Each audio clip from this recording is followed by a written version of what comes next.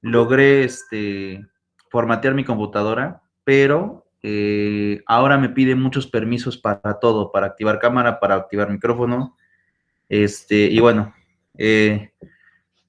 no sé si con tanto que le doy a aceptar a los permisos, a lo mejor alguno llegue a fallar.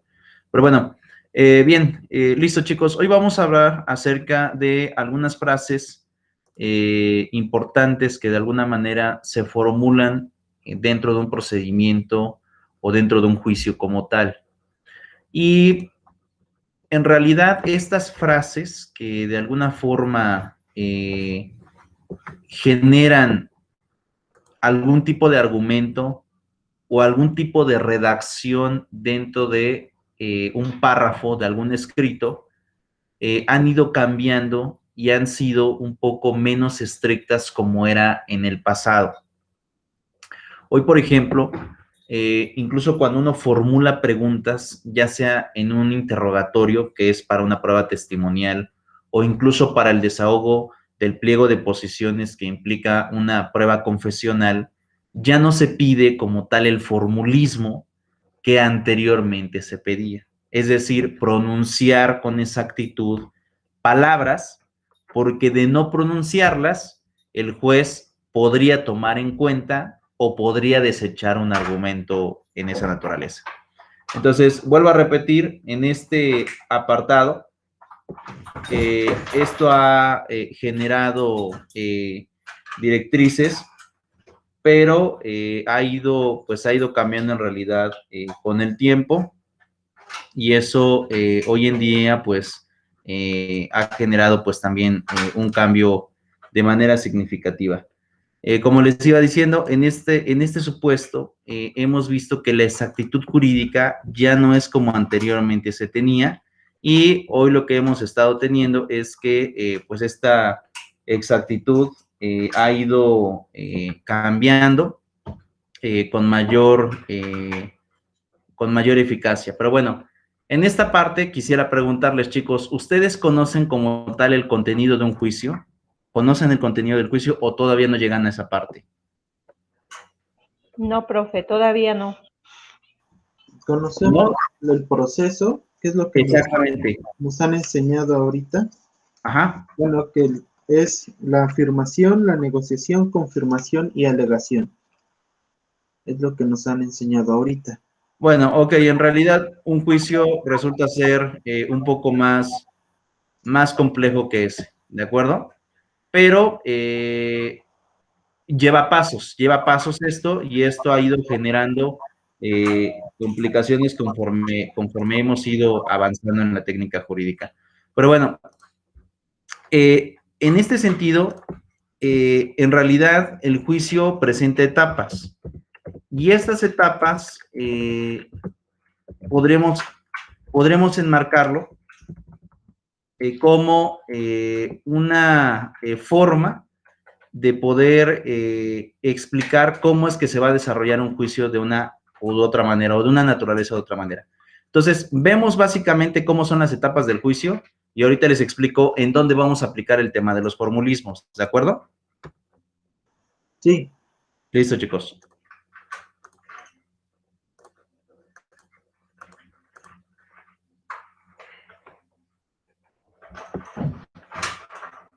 El nuevo procedimiento penal consta de 3 etapas: la etapa de inicio, la etapa intermedia y la etapa del juicio oral. Primera etapa: el inicio. Vamos a poner como ejemplo a 2 personajes, la víctima y el agresor. En este caso, el agresor utiliza un arma blanca en contra de la víctima. Existen 2 posibilidades: que el agresor sea detenido o que logre huir, con lo que tendríamos un caso sin detenido. Veamos qué ocurre cuando no se tiene a un detenido. El Ministerio Público recibe una denuncia o una querella por parte de la víctima, junto con los antecedentes que haya recabado la policía. El Ministerio Público puede optar por alguna de las siguientes alternativas. Ejercer la facultad de no iniciar la investigación. Cuando los hechos no constituyen delito, o si se encuentra extinguida la responsabilidad penal del imputado, se puede detener la investigación. En caso de que la víctima u ofendido no esté de acuerdo con esta decisión, puede impugnarla. Se busca que el sistema de justicia penal se utilice para la persecución de los delitos. Archivar temporalmente. Si no existen antecedentes suficientes para aclarar los hechos, o no hay pistas que ayuden a que avance la investigación, se puede archivar provisionalmente el caso. Se puede solicitar la reapertura del caso cuando existan nuevos antecedentes o pistas. Aplicar el principio de oportunidad. Cuando los hechos denunciados no comprometan gravemente el interés público y en su caso le ha sido reparado el daño a la víctima u ofendido, puede no iniciar la persecución penal o abandonar la ya iniciada. Deberá emitir una decisión fundada y motivada que podría ser impugnada por la víctima u ofendido ante el juez de garantía. Iniciar la investigación. Si no opta por ninguna de las tres alternativas anteriores, entonces la investigación para lograr el esclarecimiento del hecho delictivo y determinar quiénes participaron en esta actividad, cuenta con el auxilio de la policía ministerial y de los peritos. Ahora, pongamos como ejemplo a tres personajes: la víctima, el agresor y el policía. En este caso, el agresor es detenido por un policía municipal o estatal. Puede comenzar por denuncia. Se hace ante el Ministerio Público o la Policía Ministerial. Querella. Se hace ante el Ministerio Público. Cualquier persona podrá detener a quien sorprenda cometiendo un delito flagrante, debiendo entregar inmediatamente al detenido a la autoridad más próxima, y ésta con la misma prontitud al Ministerio Público. Presentación ante el juez. El imputado o detenido deberá ser presentado dentro de las 48 horas siguientes ante un juez para la audiencia de control de la detención. Formulación de la imputación.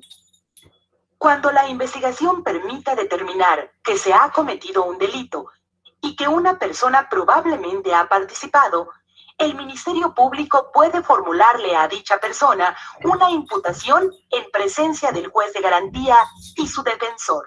El imputado puede contestar el cargo y rendir su declaración en la misma audiencia en la que se le formula la imputación. Vinculación a proceso. El Ministerio Público solicitará al juez de garantía que el imputado sea vinculado al proceso y que se le apliquen medidas cautelares tales como prisión preventiva, prohibición de salir de la ciudad, depósito de fianza. El juez de garantía fija al Ministerio Público un plazo para que cierre la investigación. Salidas alternas. En la audiencia intermedia se podrá acordar la aplicación de salidas alternas hasta antes de que se dicte el auto de apertura de juicio oral. Estas soluciones tienen ventajas para la víctima u ofendido, para el imputado y para el Estado. Suspensión del proceso a prueba. Se puede aplicar cuando la pena del delito no sea mayor a 8 años de prisión. Cuando no haya sido condenado por delitos dolosos con anterioridad. Cuando no tenga o haya tenido otro proceso suspendido a prueba. Cuando no exista oposición fundada del Ministerio Público o de la víctima u ofendido. El procedimiento queda suspendido por un plazo no menor de 1 año ni mayor de 3. La persona deberá cumplir las condiciones que le aplicará el juez. Si no las cumple, se revoca la suspensión del proceso a prueba y se continúa con el proceso como si nunca hubiera sido suspendido. Acuerdos reparatorios. Estos pueden aplicarse cuando la víctima u ofendido y el imputado acuerden una forma de poner término al conflicto con la aprobación del juez de garantía. Proceden cuando se trate de delitos culposos. proceda el perdón de la víctima u ofendido. Se trate de delitos patrimoniales sin violencia. Se trate de pena media aritmética menor a 5 años y carezca de trascendencia social. Cierre de la investigación. Si antes de que se venza el plazo fijado al Ministerio Público por el juez de garantía no se logró solucionar el conflicto por medio de una salida alterna, este deberá cerrar dicha investigación y solicitar el sobreseimiento, la suspensión del proceso o acusar formalmente al imputado. Sobreseimiento, cuando de la investigación se desprende Que el hecho no se cometió o no constituye delito, que apareciera claramente establecida la inocencia del imputado, que el imputado esté exento de responsabilidad penal, que el Ministerio Público estime que no cuenta con los elementos suficientes para fundar una acusación. suspensión del proceso. El juez decretará la suspensión del proceso a petición del Ministerio Público Cuando el delito no puede perseguirse sin previa querella y ésta no ha sido presentada. Cuando se declare formalmente al imputado sustraído de la acción de la justicia. Cuando después de cometido el delito, el imputado sufra trastorno mental transitorio. El juez podrá decretar la reapertura del proceso cuando cese la causa que haya motivado la suspensión. Acusación. El Ministerio Público debe acusar al imputado cuando al cerrar su investigación cuente con los elementos suficientes para considerarlo culpable de la comisión de un delito. Segunda etapa, intermedia. Esta etapa comienza con la formulación de la acusación por parte del Ministerio Público, la que dará lugar a la citación a una audiencia intermedia. Audiencia intermedia. El Ministerio Público y la defensa discutirán públicamente sobre las pruebas que presentarán y las que se excluirán en el juicio oral y los hechos que se darán por probados mediante acuerdos probatorios. Posteriormente, el juez de garantía dicta el auto de apertura del juicio oral, indicando la acusación que será objeto del juicio y las pruebas que deberán rendirse en él, señalando ante qué tribunal oral, en lo penal, se llevará a cabo. Procedimiento abreviado.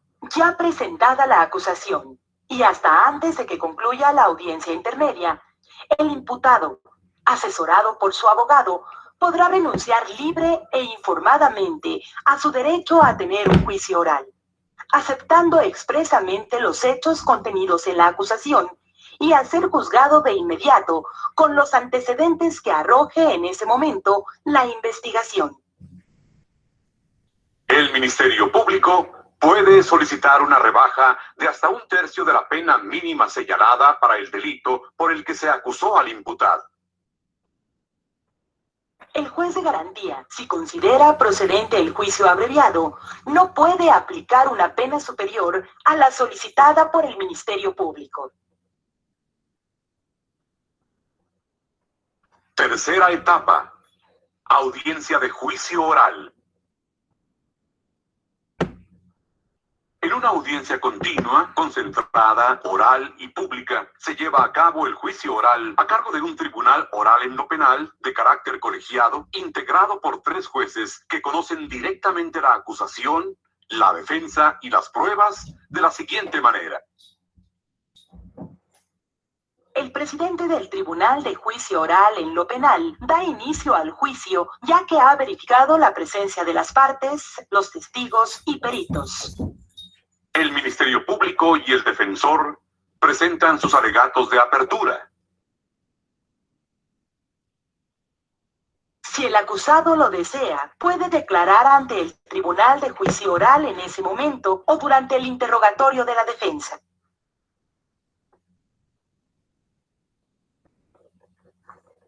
Cada parte presenta sus pruebas ante el tribunal y el público, testigos, periciales, documentales, etc. Primero lo hace el Ministerio Público y luego el defensor del acusado. El tribunal conoce directamente las pruebas y las valora libremente. El Ministerio Público y el defensor presentan sus alegatos de clausura. Interviene el acusado si estima conveniente su intervención, declarándose cerrado el debate. El tribunal delibera y resuelve si condena o absuelve en un plazo no mayor a 24 horas. Bien, El ahora, nuevo procedimiento. sobre esta situación, he de decir lo siguiente. Existen dos diferencias en el tema de los procedimientos. Yo como tal simplemente se los voy a explicar de manera genérica, pero ustedes obviamente lo van a ir viendo conforme vayan pasando sus materias, pero es importante que de alguna manera conozcan muy escuetamente, digo muy escuetamente, en qué consiste un procedimiento de naturaleza civil y, por ejemplo, de naturaleza penal, que al final de cuentas va cambiando. Pero iba sobre la misma parte. Como les iba diciendo, hay en algunas partes del juicio donde se pide de alguna forma que se solicite de manera exacta algunas palabras para poder hacer valer una acción dentro de un procedimiento. Entonces, pues bueno, aquí lo voy a resumir, ¿de acuerdo? Entonces, en este caso, ¿por qué digo que lo voy a resumir? Entonces, vamos a poner aquí procedimientos o juicios o procesos, ¿de acuerdo? Proceso, ¿de acuerdo? Que es en materia penal, como comúnmente se le conoce, aunque en realidad proceso dentro de la dogmática es un sinónimo de juicio. Pero vuelvo a repetir, en el mundo pragmático, es decir, en el argot de los abogados, proceso solamente se le llama a los juicios en materia penal. Sin embargo, yo les manifiesto que proceso dentro de la teoría, es decir, dentro de la dogmática, se establece que es un término similar a un juicio de cualquier materia. Entonces, en este caso, ¿qué es lo que pasa en materia penal? Todo empieza con una denuncia o querella. Después de esta denuncia, como ustedes ya lo vieron en el video, para no hacerlo más largo, tenemos la audiencia de control de la detención.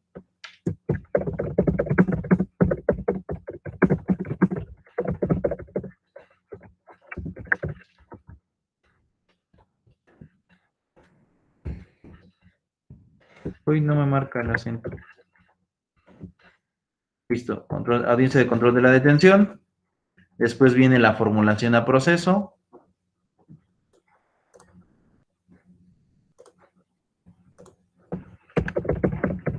Formulación de la imputación.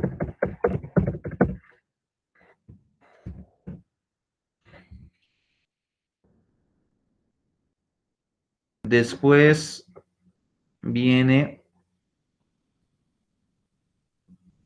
el tema de la vinculación a proceso.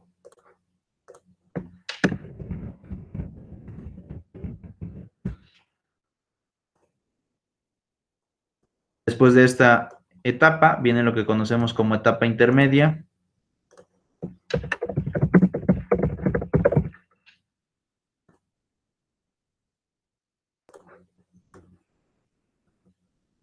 Y luego ya viene lo que conocemos como juicio oral.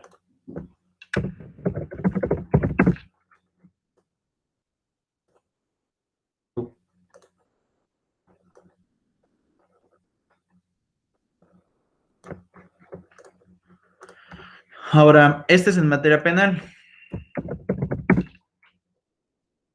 ¿Sí lo logran ver, chicos? Sí. Sí, profe.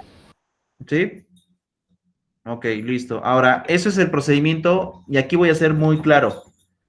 Genéricamente hablando del procedimiento penal. Y digo genéricamente hablando porque dentro del procedimiento penal hay muchas más audiencias y muchas más etapas. Entonces, digamos que en términos genéricos, este es el procedimiento, ¿de acuerdo? Haces la denuncia o querella, de ahí viene la etapa de investigación. Si es que hay elementos y hay un detenido, vas a la audiencia de control de la detención. Después pasas a la formulación de la imputación, que es decir, en pocas palabras, el Ministerio Público le hace saber al delincuente o al probable responsable, perdón, cuál es el delito que le quiere comprobar y obviamente cuál es la pena que de alguna forma va a requerir. Después de eso, el juez de control revisa si existen elementos para poder ir a juicio o no. Si es que sí existen elementos, vincula a proceso y después de que vincula a proceso viene la etapa intermedia en donde se hace la depuración de pruebas. ¿En qué consiste esto? En ver qué pruebas sí se van a poder desahogar en el juicio oral y cuáles a lo mejor son simplemente inútiles o bien no son necesarias para poder ya sea probar un delito o defenderse de un delito. Entonces las desechan. Y después ya viene la etapa del juicio oral, que es en donde pues ya ahí se logra dar el desahogo de las pruebas. Eso es algo importante. Ahí se da el desahogo de las pruebas. Y después del juicio oral pues ya se dicta la sentencia.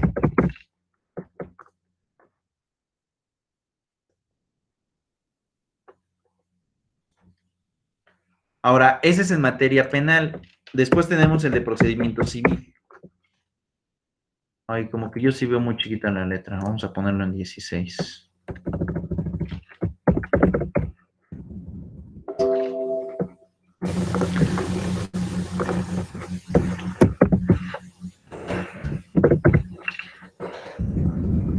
No, más grande, no me gusta.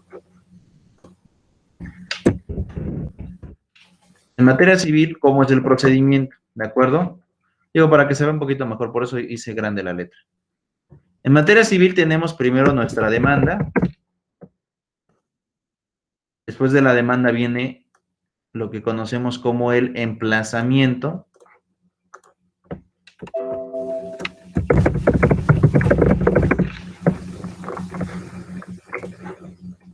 Después del emplazamiento viene lo que conocemos como contestación de demanda.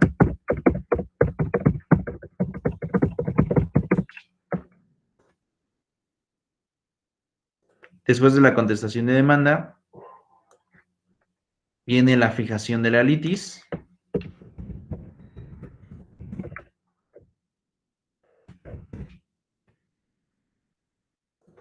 Después de la fijación de la litis viene lo que conocemos como el desahogo de pruebas.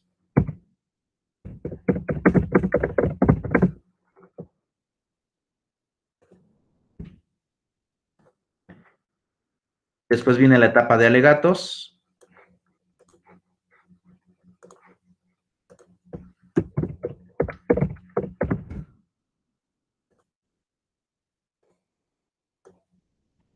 Y después viene la sentencia.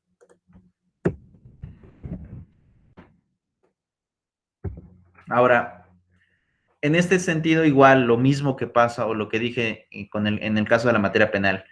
Este es como que un diagrama de flujo sencillo del procedimiento civil, porque si somos más exactos, pues hay muchísimas más cosas dentro de un procedimiento. Aquí simplemente lo estoy tratando de resumir, ¿de acuerdo? Y queda este diagrama de flujo. Ustedes me dicen cuando ya los hayan anotado, por favor.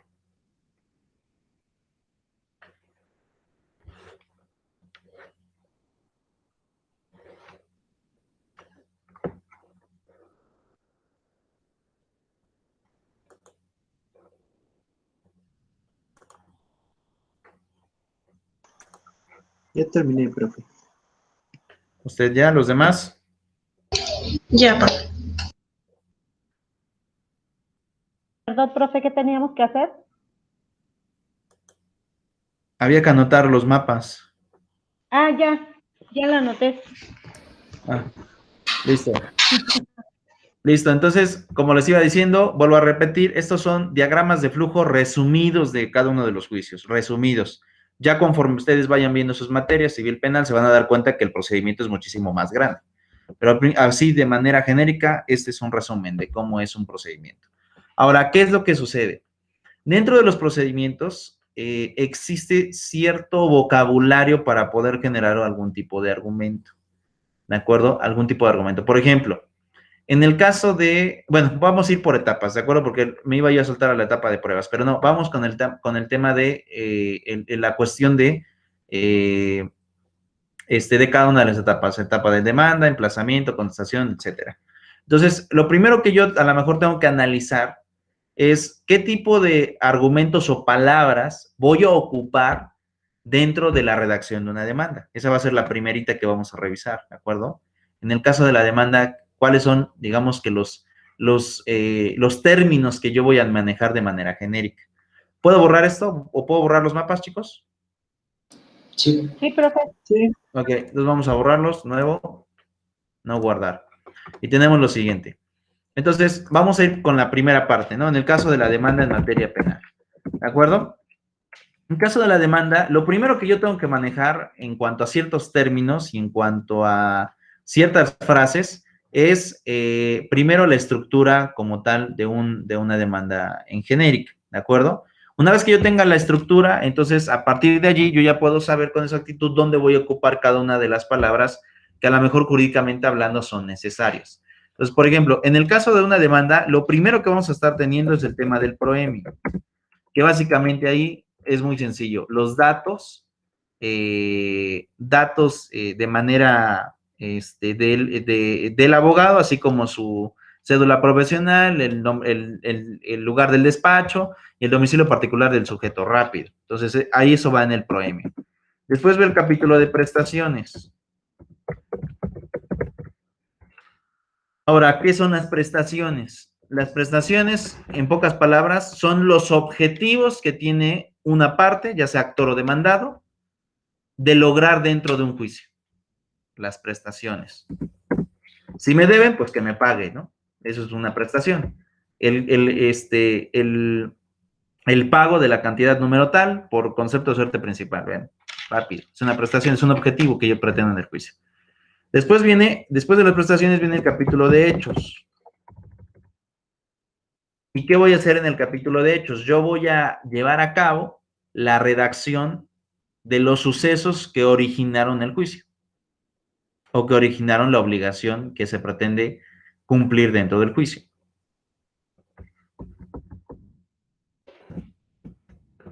Después viene el capítulo de derecho, que son los fundamentos jurídicos de la demanda para que proceda.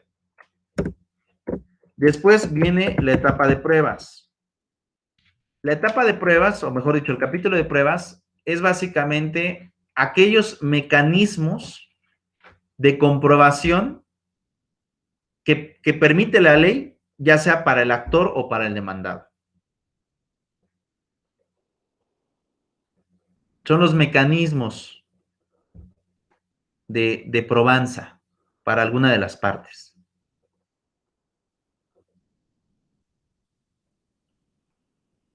Y dentro de estos podemos encontrar que existen varios tipos. Esos ahorita los vamos a revisar. Después viene el capítulo de peticiones. Y el capítulo de peticiones es básicamente lo que yo le pido al juez que suceda con mi escrito. Normalmente, ¿qué le pedimos? Que lo admita y que admita las pruebas. Y ya en su momento procesal, cuando se dé, que dicte la sentencia a favor de una de las partes. Términos genéricos. Y al final va el tema de las firmas y las protestas. Protesta, vamos a poner diagonal, firma.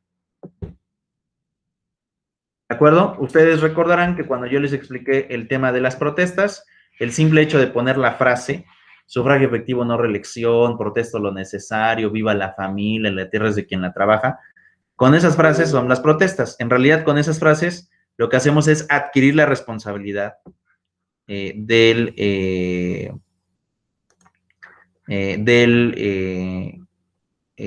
escrito.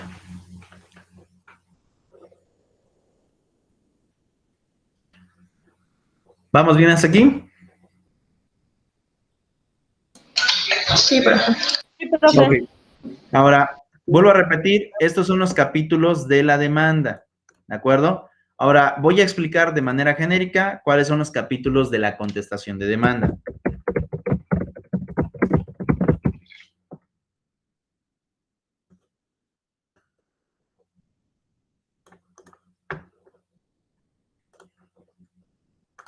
¿Y qué pasa con los capítulos de la contestación? Lo mismo, tenemos un proemio donde vienen los datos del abogado, pues, el número del despacho y los datos del domicilio del actor, o del demandado, perdón, aquí es demandado. ¿De acuerdo? Después del proemio tenemos el capítulo de excepciones. ¿Qué son las excepciones? Los mecanismos de defensa que la ley le da al demandado para defenderse del actor.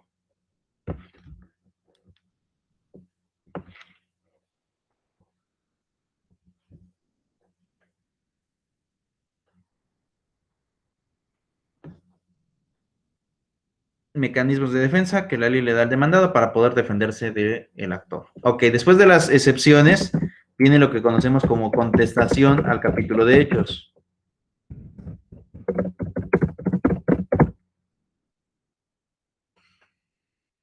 Después viene la contestación al capítulo de derecho.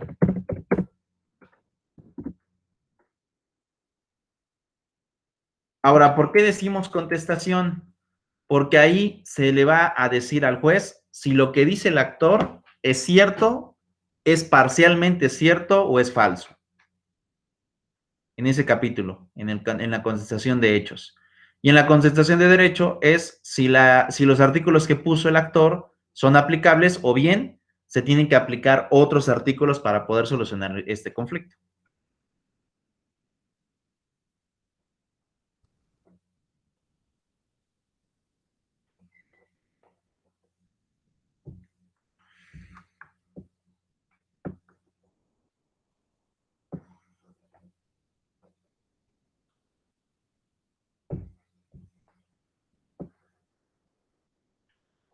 ¿De acuerdo? Para que vaya siendo un poquito más claro.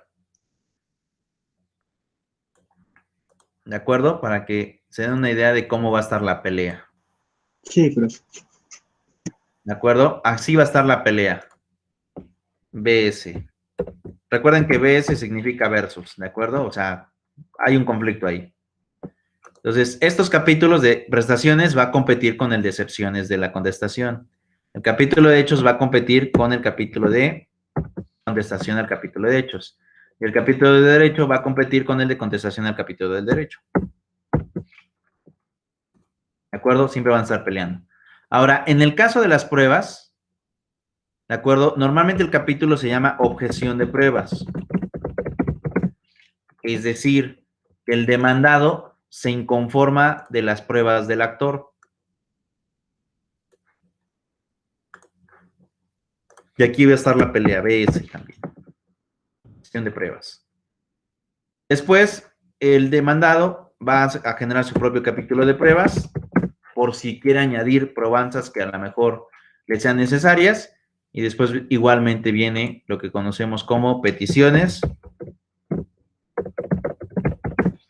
Y después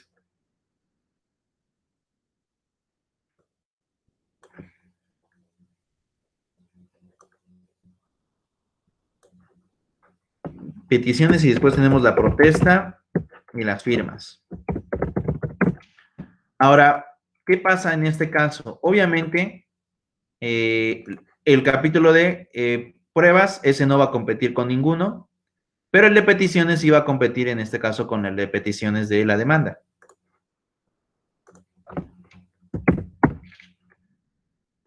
Y así va a estar la pelea. Ahora, para que no se confundan, la demanda la hace el actor y la contestación de demanda la hace el demandado.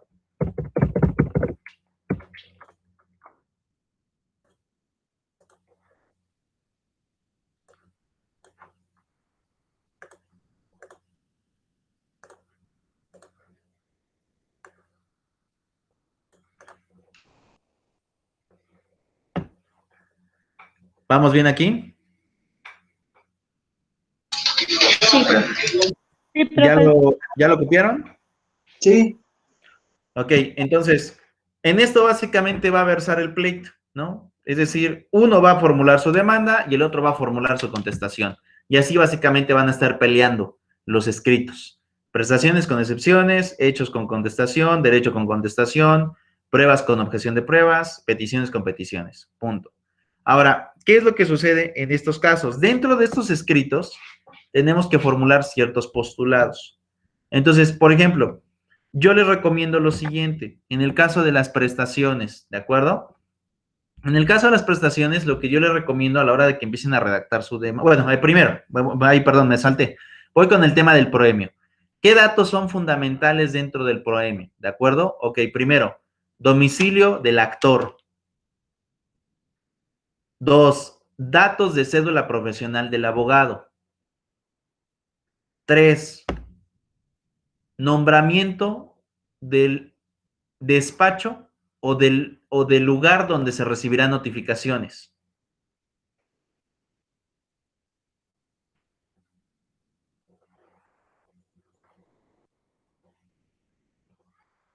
Y 4, las personas autorizadas para revisar el expediente.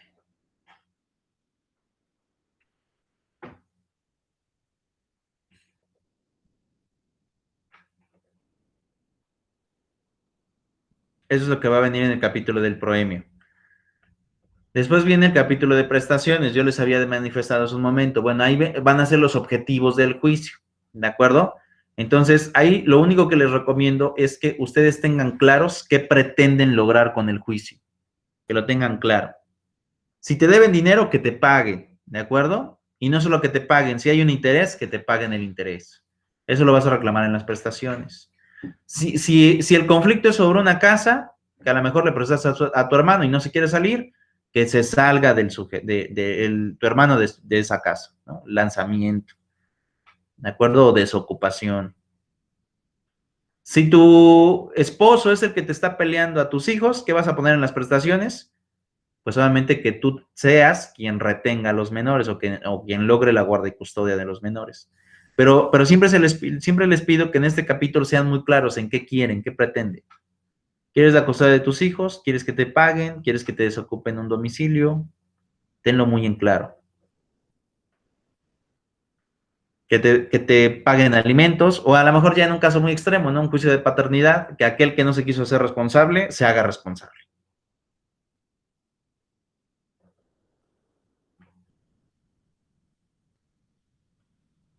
¿Vamos bien? Profe, Dígame. ¿me puede ayudar volviendo a repetir lo del premio? Lo del premio, ok. 1, domicilio del actor. 2, datos de cédula del abogado. 3, ubicación para recibir notificaciones o domicilio para recibir notificaciones. Y 4, las personas autorizadas para revisar el expediente.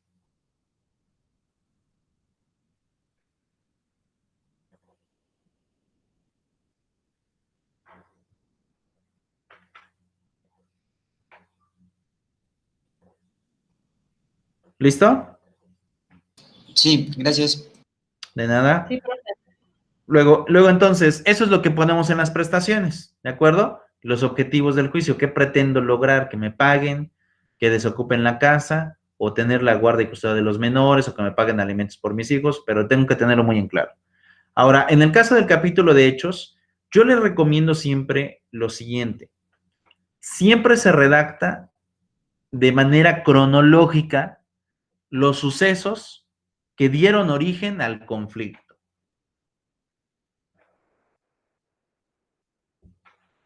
Se redacta de manera cronológica los sucesos que dieron origen al conflicto.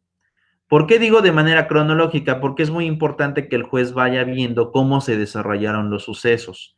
Porque si tú le pones aquí, es que esto pasó aquí, y esto pasó aquí, y esto pasó aquí, el juez, lejos de comprender el problema, solo se va a revolver. Y tú no quieres que pase eso, tú lo que quieres es que te comprenda para que te dé la razón al final del juicio. Entonces, esto es muy importante. En el capítulo de hechos, siempre decreten de manera cronológica los sucesos. Esto pasó primero, esto después, hasta que terminamos en conflicto. Por ejemplo, para que se den una idea, si es un pleito entre tu esposo y tú por tus hijos, ¿de acuerdo? Ok, ¿desde dónde vas a narrar? Desde que se conocieron. Nos conocimos en tal lugar, en un evento, ¿no? Familiar, o una boda de una prima, etcétera. Nos convertimos en pareja sentimental el 12 de enero de 2021. Nos peleamos o vivimos juntos en el domicilio ubicado número Boulevard 5 de Mayo, número 1 de la Colonia Centro. Nos separamos o tuvimos el conflicto tal día, el 12 de diciembre de 2021, y a partir de esa fecha ya no vivimos juntos. Punto, ya, ¿no? Si es un divorcio. Si es un tema de hijos, a lo mejor le añades las fechas de nacimiento de tus hijos, pero todo lo vas haciendo en razón de cómo fueron pasando las cosas, porque eso ayuda mucho al juez a la hora de que lee tu escrito a poder discernir entre lo que sucedió y a lo mejor entre lo que no sucedió, pero se pretende hacer valer. Ahora, esto lo digo por lo siguiente, porque recuerden que en los juicios siempre va a haber teorías entre la verdad del actor y la verdad del demandado, más lo que en realidad sucedió, porque a veces lo que en realidad sucedió no es lo que quiere el actor y a veces tampoco es lo que quiere el demandado. Y esto se los digo porque, por ejemplo, cuando hay pleitos entre hijos, por ejemplo, en el caso de pensiones y eso, pensiones alimenticias, a veces la mamá dice, es que nunca se hizo responsable. Y lo cierto es que a lo mejor sí le daba dinero. No, a lo mejor no le depositaba para no generar constancia, pero sí le daba dinero de manera personal. Entonces, y la señora, en ese supuesto que estoy poniendo, no se lo quiere reconocer al papá, pues inventa, nunca me dio dinero. Entonces, por eso les decía, existe una realidad del actor y otra realidad del demandado, más la que en realidad sucedió. Profe, y ahí en ese caso, en el supuesto que nos comenta, ¿cómo se protege el papá? Por eso mismo, el papá, ¿en dónde se va a defender? ¿En qué escrito se va a defender el papá? Declarando que sí está cumpliendo. ¿En qué escrito se va a defender el papá? En las excepciones. Ok, en las excepciones de demanda. En las excepciones, pero el escrito donde se va a defender el papá es en el de contestación de demanda. Pero todavía no explico ese, todavía no explico, todavía no estoy en el de contestación de demanda, todavía sigo aquí, en el caso de la demanda del actor. ¿De acuerdo? Sí, está bien. Listo. Entonces, yo les decía hace un momento, en el caso de los hechos, ahí hay que narrar de alguna forma cómo sucedieron las cosas, pero a veces el conflicto va a derivar entre lo que dice la mamá y el papá, por ejemplo, ¿no? Ese va a ser el conflicto, por eso les decía, hechos con el capítulo de contestación a los hechos. Aquí viene el pleito entre estos dos capítulos de los escritos. Pero bueno, después viene el capítulo de derecho. En este caso son los fundamentos legales para que proceda el juicio. Y después vienen las pruebas. En el caso de las pruebas puede haber diferentes tipos de pruebas, ¿de acuerdo? El objeto de las pruebas, o sea, en realidad lo primordial de las pruebas es que estas, entre otras cosas, van a probar lo siguiente, que son el capítulo de hechos. O sea, los hechos se comprueban con las pruebas.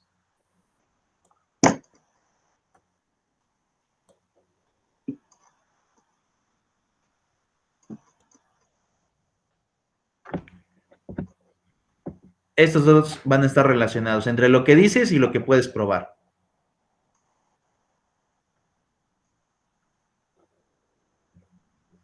Sí, son complementarios, ¿no? Exactamente. Si lo dices, lo pruebas, si no, ¿cómo? Así es. Ahora, otra cosa también fundamental. En estos dos, los hechos y las pruebas, en conjunto, o sea, esos dos en conjunto,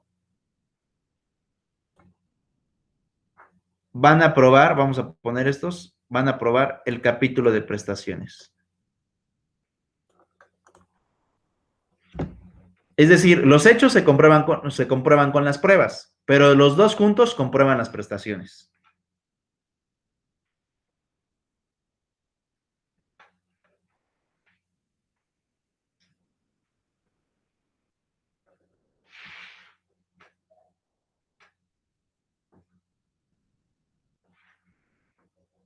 ¿Vamos bien hasta acá?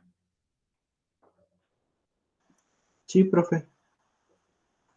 Bien, y en el caso de las peticiones, eso ya simplemente es lo que quieras que suceda con el juicio. Ahora, voy del otro lado para contestar la pregunta que hace un momento me formulabas.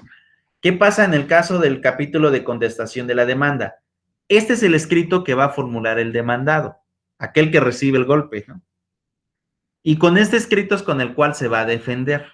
Entonces, en el caso del proemio, lleva exactamente los mismos datos que en el caso de la demanda, es decir, datos del demandado o domicilio del demandado, datos de cédula del abogado del demandado, domicilio para recibir notificaciones por parte del demandado y los autorizados para revisar el expediente. Punto. Lo mismo. Ahora, ¿qué pasa en el caso de las excepciones? Yo les decía hace un momento. Las excepciones son los mecanismos de defensa procesal que la ley te establece para poder llevar a cabo tu absolución de lo que pretende el actor. Por ejemplo, si supongamos, es que en el juicio que estábamos planeando, es que hay un pleito entre mi esposa y yo, mi ex esposa y yo, ¿no? Por mis hijos, ¿de acuerdo? Ella dice que nunca le di dinero, ¿De acuerdo? Ok, yo pongo en este caso la excepción de falsedad de declaración. Ok, ¿y qué sucede en ese caso? ¿Qué puedo yo argumentar o promover como material probatorio para que, en teoría, vamos a ponerlo así, no se, pues no se ejecute una acción de esta naturaleza, es decir, que no te condenen al pago de las prestaciones? Entonces, ¿qué sucede? Pues a lo mejor si tú sí tienes comprobantes de que le diste dinero, es que a lo mejor en tal fecha le di dinero, ¿no? O en tal fecha le compré esto a mi hijo, ¿no? Y tiene los tickets.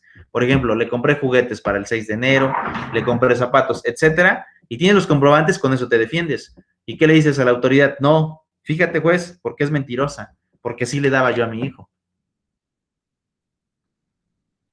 ¿De acuerdo? Entonces, en el caso de las excepciones, con esos mecanismos te defiendes, precisamente para poder erradicar esas situaciones. Ya. Pero debes tener algo palpable, ¿no? Algo físico. Exacto, exactamente. ¿No tienes nada? Las testimoniales, Ok, testigos, testigos. ¿de Bueno, acuerdo?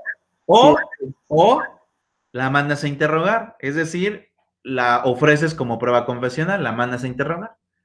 Y ya cuando comparece a audiencia, tú la interrogas, bueno, el abogado es quien la interroga para poder hacerla que ella, pues al final de cuentas, conforme vaya contestando, declare que sí le dabas algo de dinero o le dabas dinero. y así pone en duda su demanda. Exacto.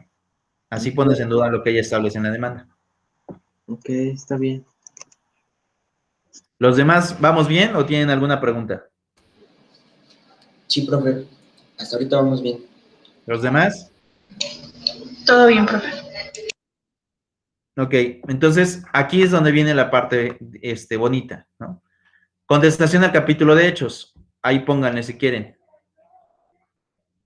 Se establece si es cierto, coma, si es cierto en parte, coma, o es falso lo que dice el actor en su capítulo de hechos.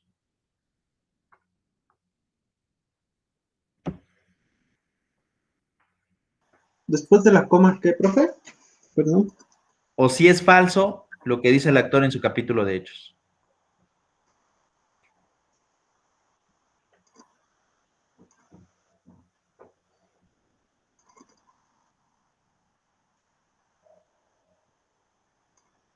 Gracias.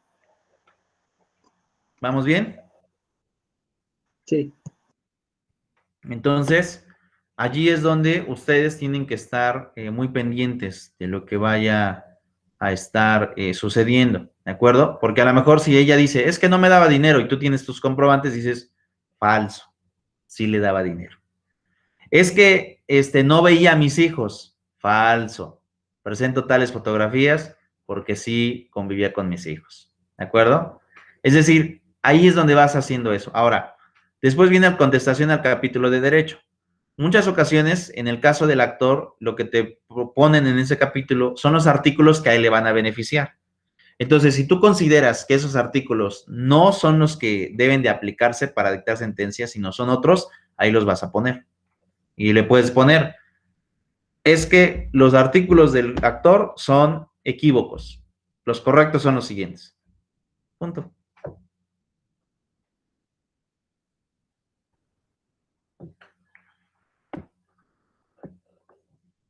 ¿Vamos bien? Sí, profe. Ok. Después voy con el capítulo de objeción de pruebas. En el caso de objeción de pruebas, este capítulo pretende restarle valor a las pruebas del actor. Este capítulo pretende restarle valor a las pruebas del actor. O bien que el juez deseche las pruebas del actor.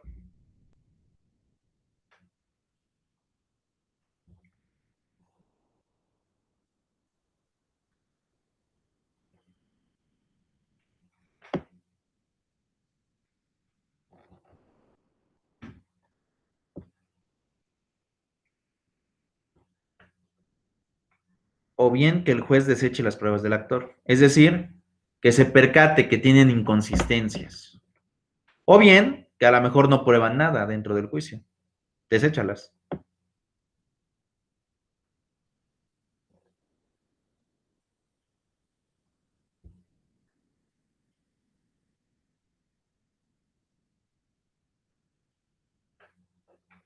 ¿Vamos bien?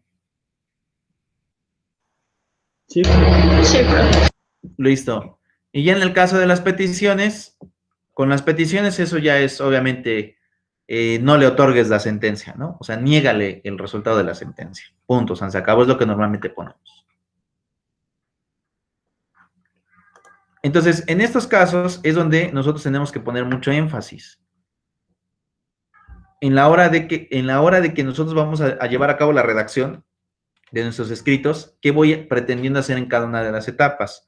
Lo tengo que tener como tal muy, muy en claro, porque si no lo tengo claro, esto genera que voy a tener problemas posteriormente. Y esto va a tener también no solo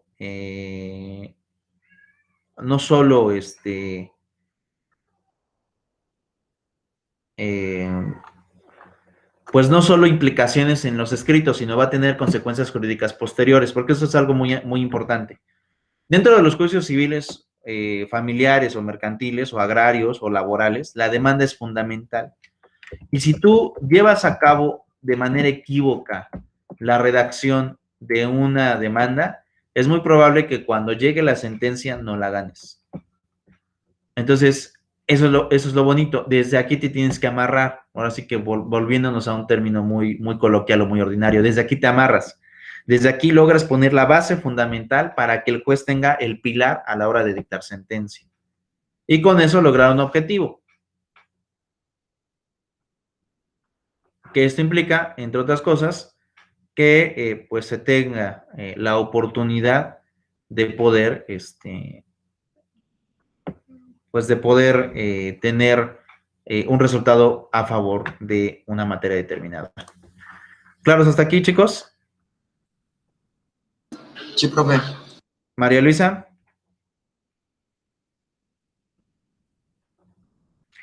Jorge López. ¿todo bien, profe?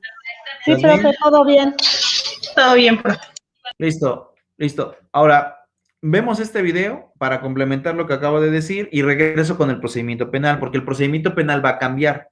Como ustedes vieron ahorita en el mapa que hice, ese no es demanda, contestación, ahí cambia, ahí es denuncia, luego viene control de la detención, cambia totalmente. Y ahí tienes que ir formulando una redacción distinta conforme vas pasando en las etapas del juicio. Pero ahorita lo regreso a explicar y vemos esta parte rápido. Sí.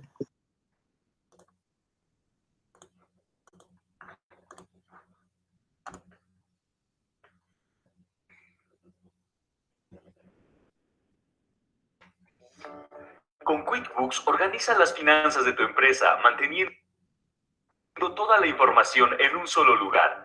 Además,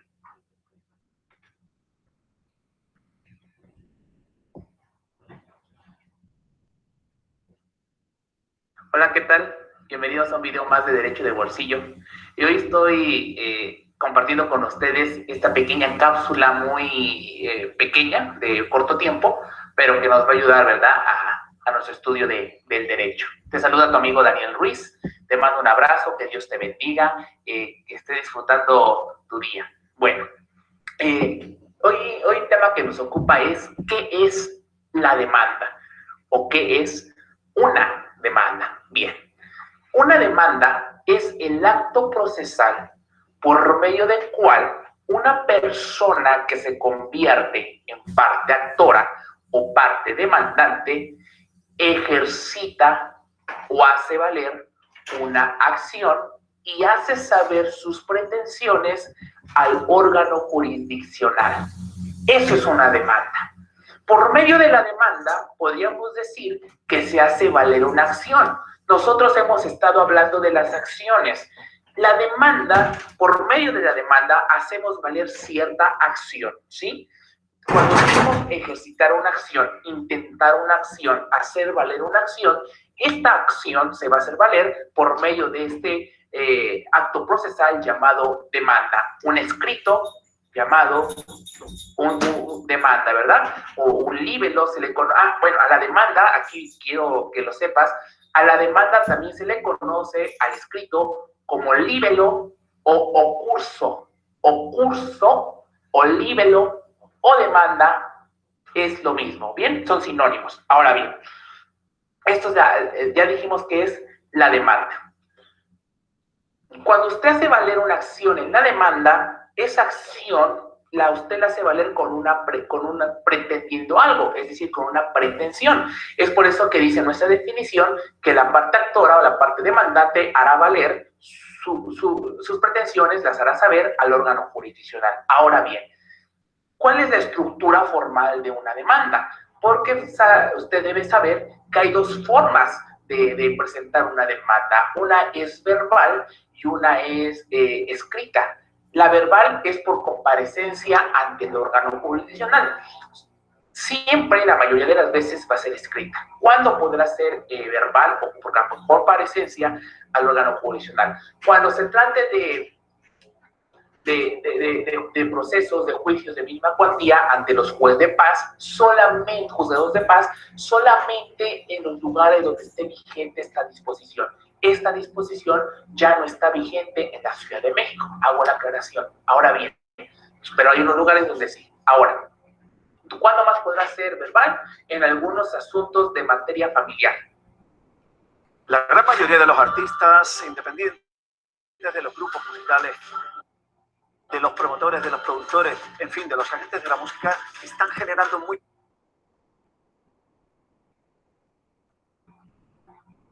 Y lo dejamos ahí, en algunos asuntos de materia familiar. Sin embargo, siempre, la mayoría de las veces, siempre va a ser de manera escrita. Ahora, ese escrito, esa demanda, ese libelo, ese concurso, ¿cuál es la estructura que debe tener?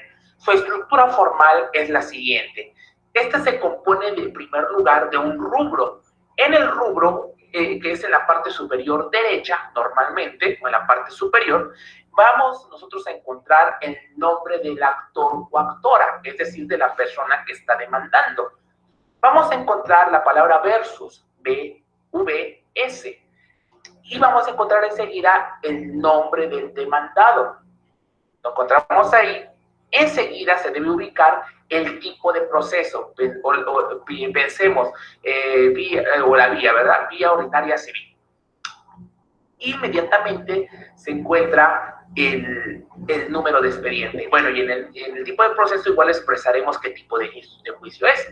Pensemos juicio reivindicatorio, juicio plenaria de posesión, entre otros, ¿verdad? Y por último, número de expediente. Bien, el otro punto que debe contener nuestro libelo es el proemio. Proemio.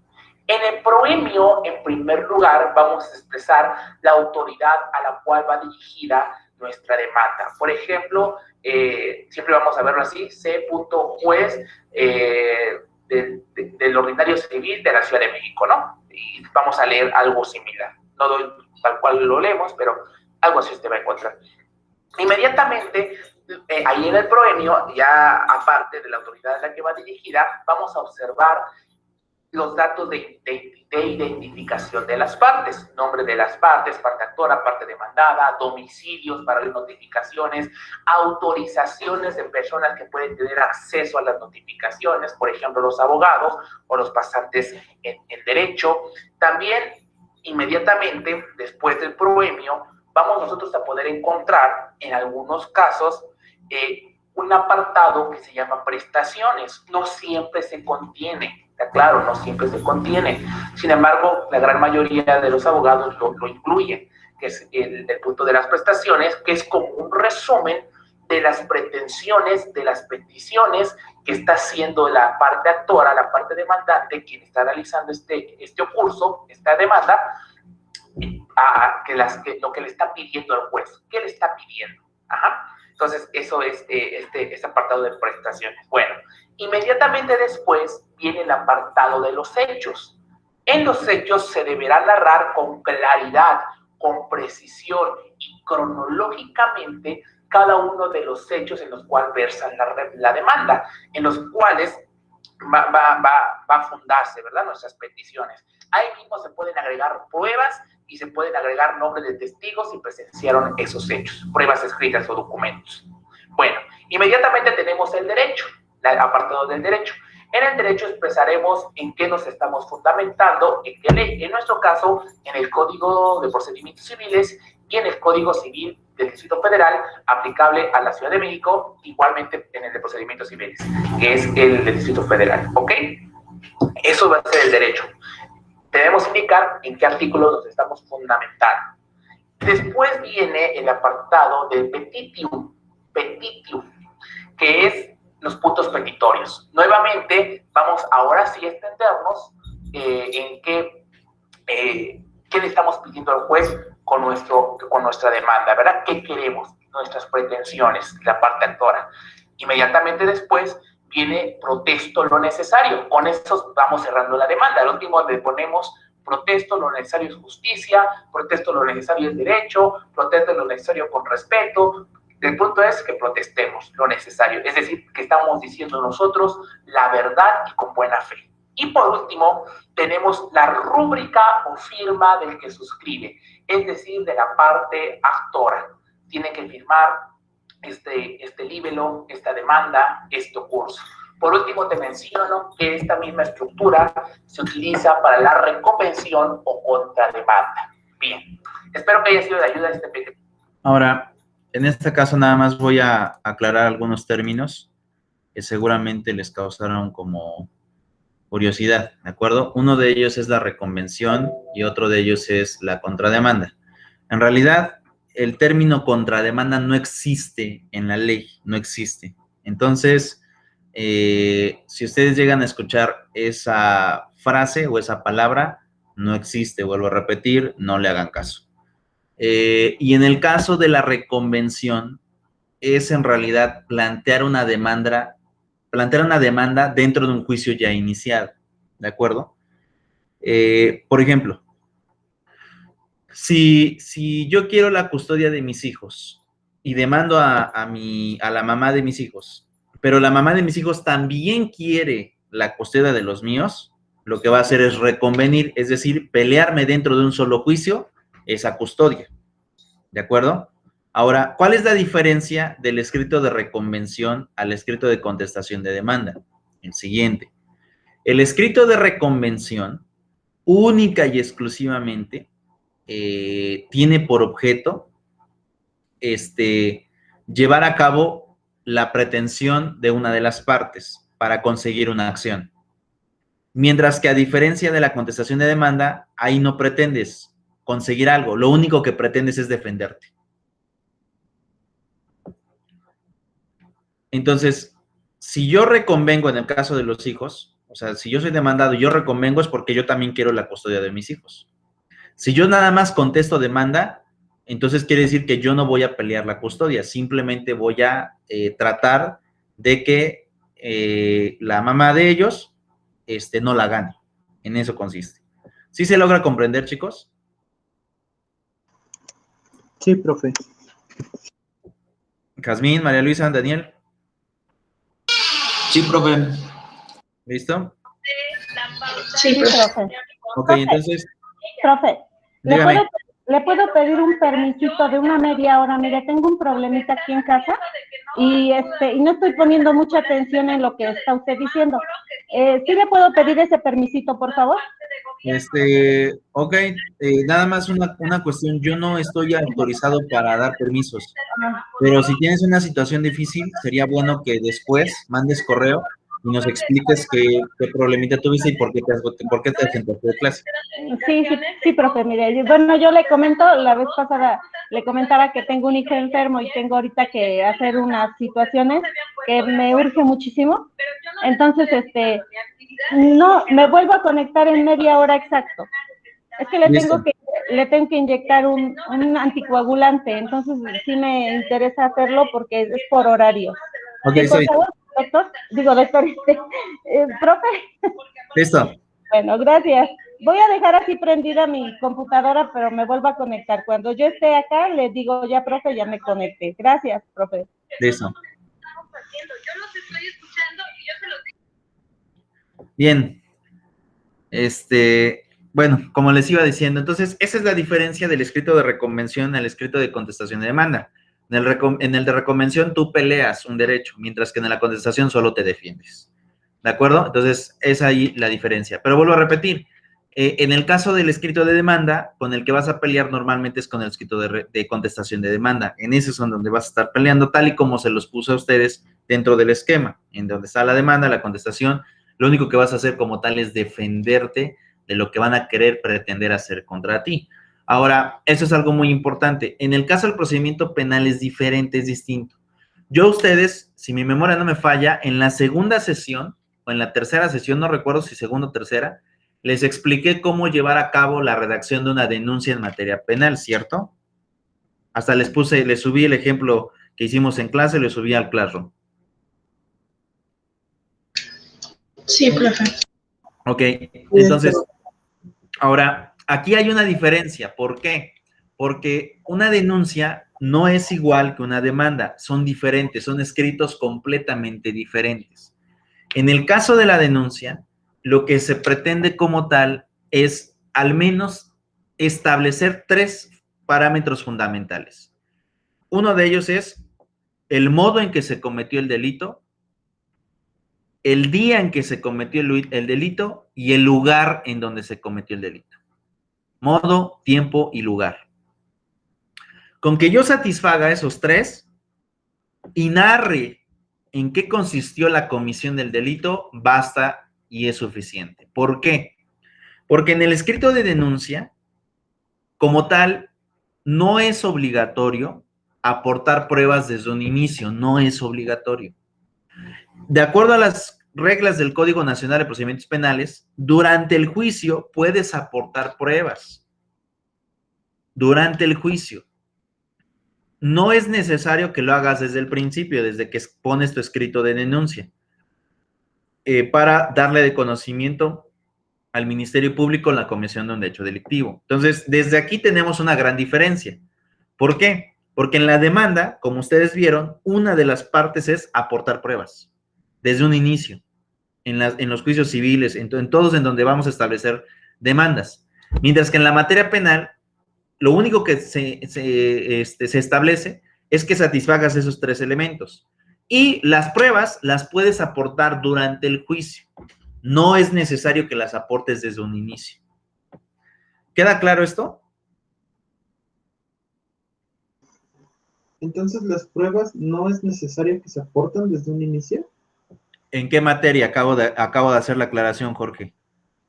¿En materia penal? Es correcto. En materia penal no es necesario que las aportes desde un inicio. Cosa muy diferente en las otras materias donde tenemos demandas, como es civil, mercantil, familiar. Ahí sí no, ahí sí desde el inicio tienes que aportar pruebas. Ok, está bien. Solo en materia penal no es necesario. Solo en materia penal no es necesario, pero durante el juicio las vas a aportar. Ok, está bien. ¿De acuerdo? Sí. Ahora, ¿qué es lo que sucede en este caso?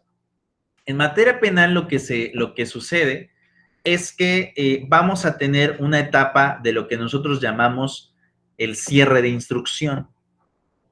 Ahora, ¿cuándo se da el cierre de instrucción?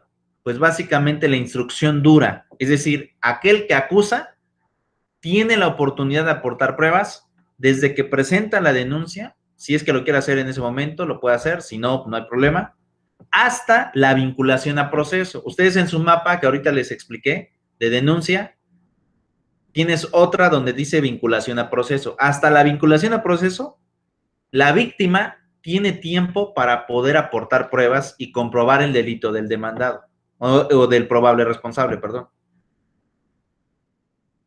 Me imagino que lo van poniendo en su mapa, ¿cierto? Yo voy haciendo anotaciones así libres en la libreta. Sí, yo también voy haciendo anotaciones.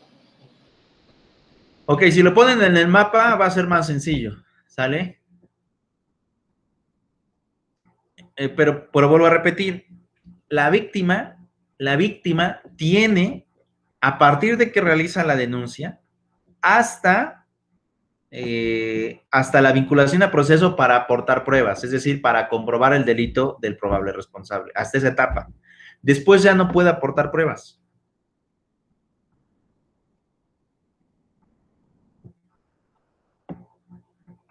¿Me puede repetir eso? ¿Cuánto tiempo tiene después de hacer la denuncia? Hasta la vinculación a proceso. Ok. Después ya no puede aportar pruebas. ¿Por qué no puede después? Porque así lo marca el Código Nacional. Ok. Ahora, eso es importante. También va a depender, o sea, cuánto tiempo más o menos pasa entre que interpones la denuncia hasta la vinculación a proceso, va a depender, entre otras cosas, de la eficacia del Ministerio Público. Y también depende del tipo del delito. ¿Por qué digo esto? Porque hay delitos con penas menores a 5 años. En esos casos, se puede tener un plazo más o menos, y digo alrededor de 2 meses. Pero si los delitos son mayores de 5 años, entonces se puede tener un plazo aproximado de hasta 6 meses. Ya regresé, profe, gracias. De nada, María Luisa. Entonces, como les iba diciendo, en este caso o en este supuesto va a depender también del tipo del delito. Entre delitos más graves, más tiempo tiene la víctima para poder aportar pruebas. En delitos pequeños, por así llamarlos, lo voy a poner entre comillas, tienes menor tiempo para aportar pruebas.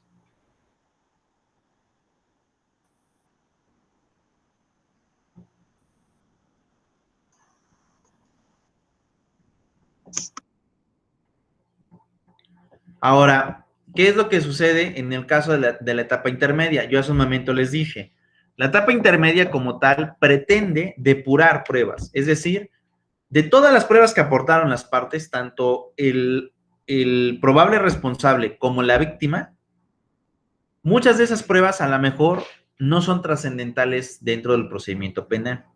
Entonces, la etapa intermedia como tal pretende desechar esas pruebas. O bien, a lo mejor se pretende probar algo completamente diverso a lo que se estipula dentro del delito. Por ejemplo, si yo, por ejemplo, cometo un robo y para mi defensa quiero aportar que soy padre, el juez de etapa intermedia me va a decir, ¿qué tiene que ver con que seas padre con que cometiste el delito? Nada. Por lo tanto, aunque tú me aportes esas pruebas, yo las voy a desechar. ¿Por qué? Porque nada tienen que ver con el conflicto que estamos resolviendo.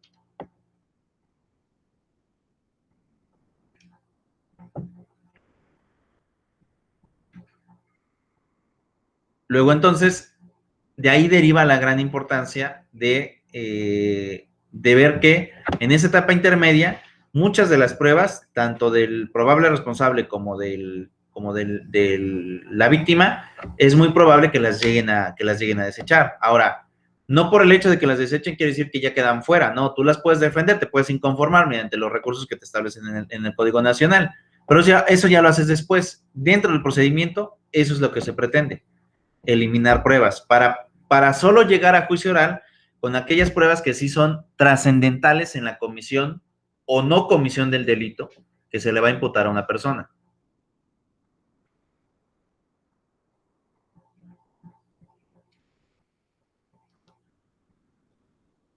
¿Vamos bien hasta acá?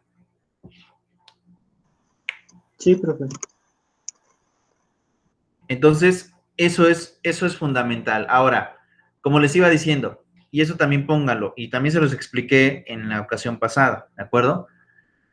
En el caso de las demandas, lo que es en materia civil, mercantil, familiar, agrario y lo demás, tienes que ser muy respetuoso con la autoridad, así como también con el lenguaje que ocupas en la redacción. ¿Por qué digo esto?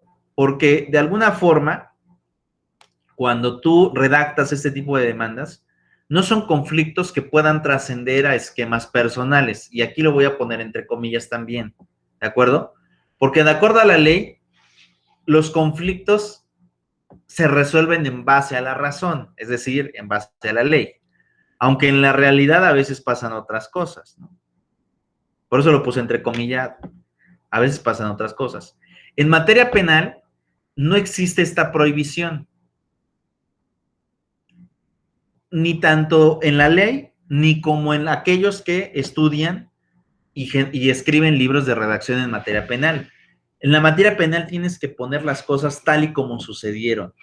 Así puedan ser fuertes, así puedan tener palabras antisonantes, o así puedan tener algún tipo de ofensa, lo tienes que poner tal cual. Entonces, aquí sí se rompe el esquema, ¿no? ¿Por qué digo esto? Porque, por ejemplo, en materia civil, ciudadano juez, su señoría, vengo para exponer, de nada lo anterior, permítame, muy respetuoso. Mientras que, por ejemplo, en materia penal, aunque no lo crean, pero sí sucede, cuando tú redactas, tienes que redactar tal y como sucedieron las cosas. Entonces, por ejemplo, supongamos un robo a mano armada. Iba caminando por la calle 2 Oriente, a la altura de la 5 de Mayo, y de repente, por la parte trasera, a esa altura de la ciudad, me intercepta un masculino de aproximadamente 32 años, literalmente que me pone la pistola en la espalda y me dice, dame todo lo que tengas o si no vas a valer verge, hijo de tu quién sabe qué, ¿no? Ok, ¿suena antisonante? Sí, es antisonante, sí, pero en el escrito de redacción de la denuncia tiene que ir tal cual como sucedieron las cosas. No importa que vaya a tener palabras antisonantes, no importa, porque la materia penal lo que quiere es que narres exactamente cómo sucedió, así como también lo que se dijo, tal cual. Entonces, aquí sí pierdes la línea, ¿no? Aquí sí ya no es como de, su señoría, bueno, a lo mejor al Ministerio Público te diriges así hacia él o al juez así, pero dentro de los hechos que vas a narrar dentro de la denuncia, la pones tal cual.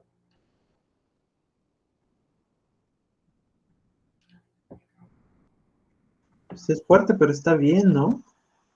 Es fuerte, sí. Por eso la materia penal es considerada como una de las materias que no tan fácil los abogados logran presentar.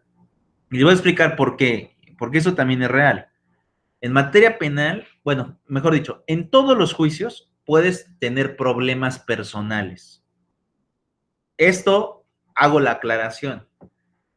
¿Yo puedo tener un problema personal por un trabajo? La respuesta es sí. Y en este trabajo, en el de derecho, en el de los abogados, así va a pasar muchas ocasiones. Cosas que para nosotros son de trabajo, las personas contra las que promovemos no lo toman de trabajo. Y como no lo toman de trabajo, a veces lo vuelven personal.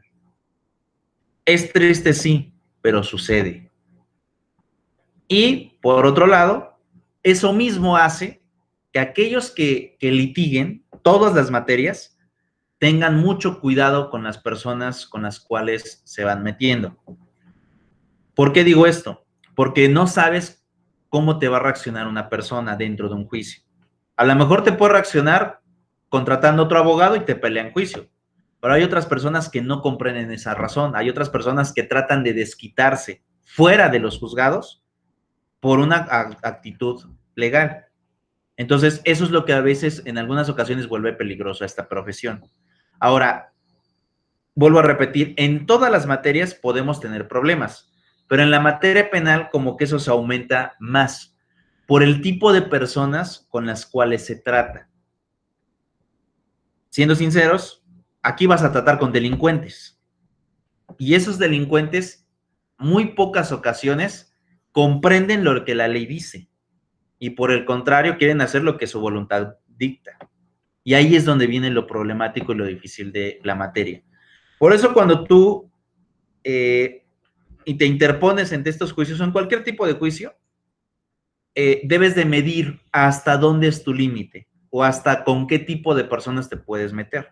Porque obviamente habrá algunas en donde tú dices, pues aquí a lo mejor lo puedo ganar el juicio mentalmente, pero en la pragmática puedo tener consecuencias bastante difíciles, en donde me puedo meter en problemas no solo yo, Si es que ustedes ya son papás, a lo mejor hasta con su familia. ¿Sí me voy explicando? Sí, sí, que es, pues, al final del día, como dice usted, trabajas con delincuentes y su actuar no es muy bueno, que digamos. Exactamente. Entonces, esa es una de las cosas en donde hay que tener mucha cautela. Ahora, ¿quieren que les dé un ejemplo de esto? ¿Tienen estómago, chicos, o son sensibles? Mejor díganme. Porque si son sensibles, no lo pongo. Si no son sensibles, les puedo poner un video que es público, porque está en YouTube, pero para que se den cuenta hasta dónde se puede llegar en una consecuencia de un procedimiento o en un juicio. Échale. Bueno, yo digo que sí. ¿Los demás? Sí, profe, adelante. ¿Daniel? Sí, profe. Listo, bien. ¿Qué es lo que voy a poner? Para que sea una idea, cómo si hay una gran diferencia entre materia penal y en materia civil, familiar, aunque también en estos, en civil y familiar, también en algunos casos es peligroso meterse. Ahorita les platico una experiencia que a mí me sucedió, pero a lo que voy es sobre los escritos, también tienes que ir cuadrando las cosas y como vuelvo a repetir, tienes que ir midiendo tú también con qué tipo de personas sí te puedes meter y con qué otras no. Yo les seré sinceros, yo por ejemplo, de manera personal y profesional, no me meto con delitos de delincuencia organizada. Es decir, si me toca alguien por narcotráfico, no lo llevo, porque yo sé que hasta ahí está mi límite, ahí ya tal vez no me puedo proteger. Con narcomenudistas sí, ¿no? Con cuestiones menores sí, pero ya cuando es una delincuencia organizada, ahí ya son cosas mayores. Ahorita lo que voy a hacer es, les voy a proyectar un video de lo que sucedió en el Estado de México. Y lo que quiero que vean es fuerte, sucedió, es un caso de México, tendrá este video como 2 años, y en el caso de Puebla, recientemente se acaba de publicar que también hay 2 abogados que fallecieron al visitar a su cliente. Es decir, el cliente no estuvo de acuerdo con los abogados y literalmente los fusiló en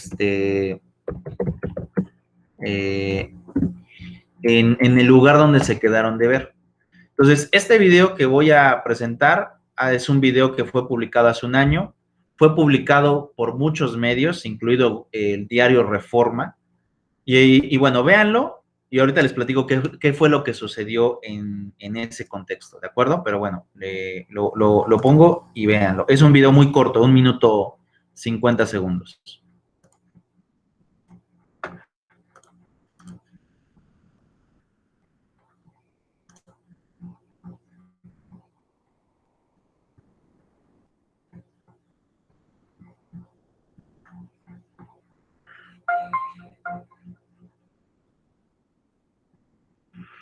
Una cámara de seguridad registró el momento en que el abogado Enrique Villavicencio Cruz fue asesinado a tiros por un sujeto el pasado 27 de abril en Cuautitlán Izcalli, Estado de México.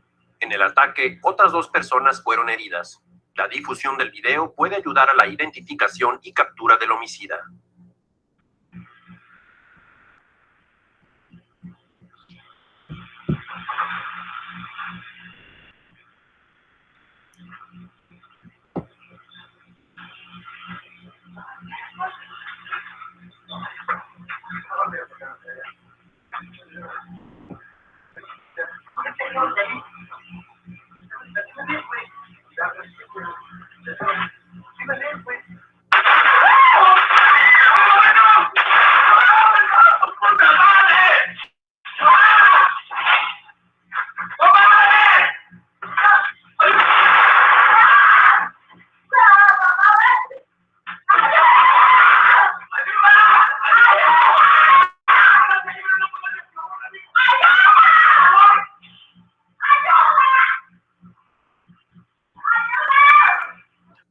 Bien,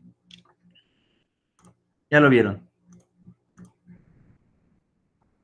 ¿Qué fue lo que sucedió de acuerdo a esto? Después salieron algunas otras notas en los periódicos en donde se dio a conocer que en este caso este abogado llevó la defensa jurídica de una persona. y metió a la cárcel a otra. Y esa otra es quien ordenó que le pasara esto al abogado. Entonces, en este caso él trabajó bien, trabajó para su cliente, lo hizo bien. El problema fue que aquel contra el que combatió le dio esta situación. Entonces, vuelvo a repetir en esta parte. Tú cuando redactas los escritos, tienes que generar este encuadre entre las prestaciones, el capítulo de hechos y las pruebas. Pero también tienes que tener en cuenta que en muchos de los asuntos puedes tener complicaciones o problemas de esta naturaleza. Por eso les decía hace un momento. En todas las materias se puede uno meter en problemas, ya sea con tu cliente o con la parte contraria, porque el cliente es el primero que te va a exigir, ese es el primero que te va a exigir. Entonces tú tienes que ser sumamente meticuloso en lo que redactas para poder hacer un buen trabajo. Pero también ten en cuenta que el otro también puede tener a lo mejor una agresión de esta naturaleza. Ahorita vieron el video, no es el único caso. El día de hace 2 semanas, mataron también en el estacionamiento de los juzgados. Ahí fíjense dónde pasó, en el estacionamiento de los juzgados, allá en Ecatepec, mataron a un abogado también. ¿Por qué? No se sabe. No se sabe si fue el cliente o la persona contra la mejor, contra la que fue. Pero el hecho es que llegaron, él se subió a su carro, salió de los juzgados, se subió a su carro, se le paró un sujeto en el vidrio y lo fusiló. Les decía hace un momento, en el caso de Puebla, no tiene mucho, tendrá como un mes, se dio a conocer que 2 abogados llevaban la representación jurídica de un cliente que se ubica por la zona de Huauchinango y esta zona que está ya como yéndose para la salida de Veracruz. Ejecutaron a los 2 en el café donde vieron al cliente. Entonces, ahí es donde yo les decía, cuando redactes, trata de ser muy bueno en lo que vayas haciendo, porque nunca sabes si, el primer objeto de la redacción es comprobar lo que tú pretendes, pero por otro lado también es trabajar bien para aquel que te está contratando. Porque en el ejemplo que les estoy poniendo de Puebla, quien los ejecuta es el cliente. Y en el ejemplo que les estoy poniendo, quien ejecuta al abogado es la parte contraria. Ahora, quisiera preguntarles, en este contexto, ¿qué piensan de lo que vieron? Yo ya había visto ese video en una nota. Y pues, ¿qué pienso? Pues que es un riesgo, porque como dice usted, el abogado trabajó bien, hizo su chamba. Sin embargo, con la persona que se metió, pues era alguien que tenía los medios para mandarlo matar. Entonces es como dirían, gajes del oficio. Exacto. Más bien así, bueno, es lo que a veces a lo que se tiene que atener cuando uno se mete con personas que realmente se pasan la ley, ahora sí que por el arco del triunfo y piensan que su ley es la que debe perdurar, pero eso es lo malo y debemos aprender a vivir dentro de esta, porque es tan diversa que personas van a encontrar. Ok, gracias. Jazmín, ¿qué piensas? Bueno, digo que debemos de tener bastante precaución en los actos que vamos a realizar y bueno, de tener detenidamente todo lo que vamos a llevar a cabo, bueno, dependiendo del caso. ¿Es correcto? ¿Qué piensas, Daniel? Pues yo también pienso que es como, pues sí, un riesgo que tiene que ser parte así como, pues de la carrera, ¿no? Igual pienso que es igualmente, pues esta situación de saber escoger, pues hasta donde yo tengo entendido puedes escoger qué es lo que quieres especializarte, ¿no? Y pues muchos pues les cuesta a lo mejor especializarse en derecho penal porque es un poco más complejo y riesgoso. Y pues yo creo que optaría pues por escoger bien a qué me voy a dedicar y en qué casos así pues me puedo involucrar. En efecto, eso es algo que yo les recomiendo mucho. Yo les decía hace un momento, yo por ejemplo me meto con cuestiones de delincuencia común, ¿no? Lo que es un asalto, un robo, homicidio sí también llevo, Violaciones también defiendo a violadores. Incluso ahorita estoy defendiendo a uno. Y en el tema de delincuencia organizada, narcomenudistas también los llevo. Pero ya cuando son delitos en donde involucran organizaciones, ya como el caso de la delincuencia organizada, ya podemos hablar de secuestro, de narcotráfico, esos delitos ya yo no los tomo. ¿Por qué no los tomo? Porque ya sé que son delitos en los cuales yo ya, digamos que materialmente no me puedo proteger contra esa gente. Entonces, ustedes mismos, lo primero que tienen que, de alguna manera, tener en cuenta es que su trabajo en los escritos tiene que estar bien hecho. Y dos, también tienen que evaluar cuando toman un asunto con qué tipo de gente, contra qué tipo de gente se van a meter. Porque como les decía hace un momento, en este caso del abogado, pues él hizo su trabajo, lo hizo bien. Lamentablemente se metió con alguien que no comprende estas razones y que posteriormente al juicio tuvo una situación de venganza en contra de él. Entonces, este video fue muy famoso. Ahorita el video lo publiqué, bueno, se los mostré, pero está publicado en el periódico, en el sitio oficial del periódico Reforma, es un periódico nacional. Y vean la trascendencia, ¿no?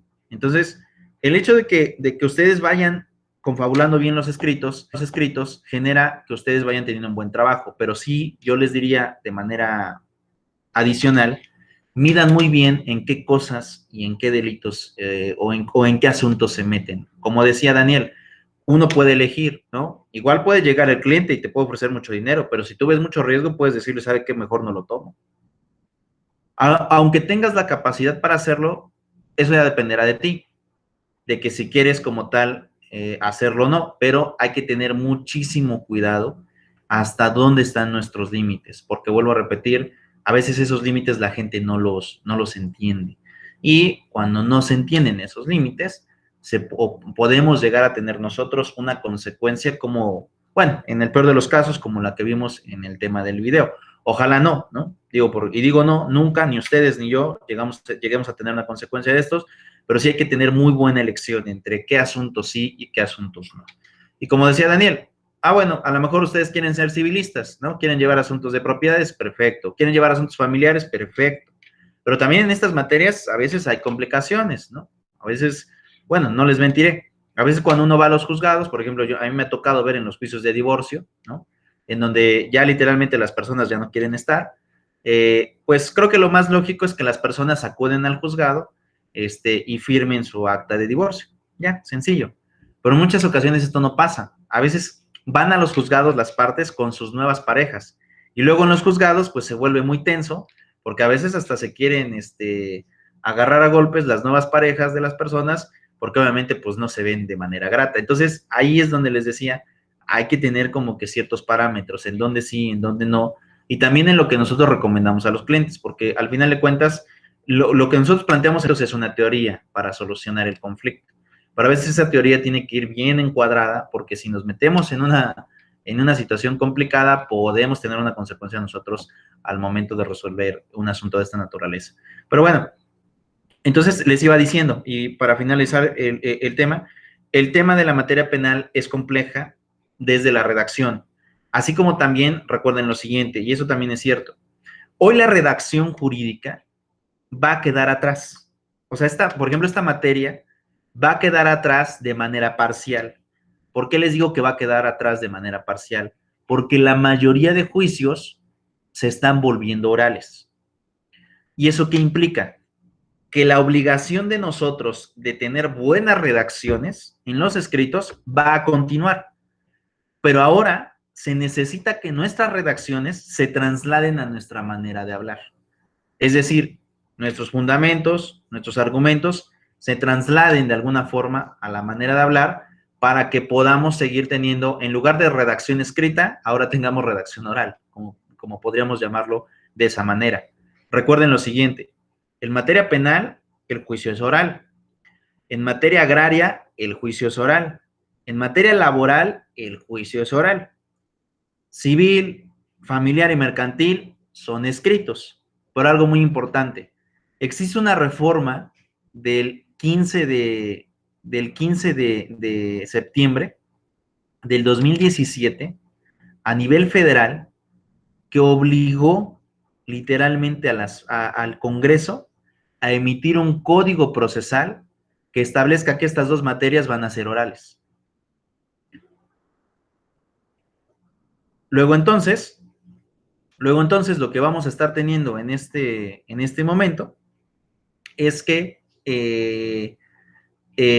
estas dos materias, familiar y civil, también se van a convertir en materias orales. Entonces, si nosotros de alguna manera no logramos trasladar esta forma de redacción a nuestra manera oral, se va a complicar en el camino de nuestra vida laboral como abogados, porque la forma escrita está yéndose para atrás. Ya la mayoría hoy de juicios se están desahogando de manera oral. Entonces, tú no puedes hablar, o nosotros no podemos hablar correctamente si no aprendemos a redactar. La base fundamental es la redacción en escritos.